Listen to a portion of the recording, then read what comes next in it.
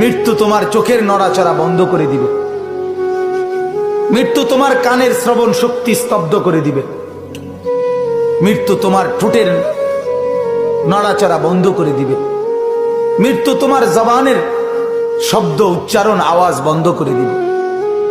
মৃত্যু তোমাকে তোমার কণ্ঠস্বর স্তব্ধ করে দিবে। মৃত্যু তোমার জিহ্বার সব স্বাদ বিনষ্ট করে দিবে। অচিরেই রূহ চলে যাবে, আর কিছুই থাকবে না তোমার। না কানের শ্রবণ শক্তি, না নাকের ঘ্রাণ শক্তি, না চোখের দৃষ্টি শক্তি, না চামড়ার অনুভব শক্তি, না পায়ের চলার শক্তি, না কল্পনার বিবেকের দিমাগের চিন্তা ফিকিরের শক্তি, কিচ্ছু থাকবে না।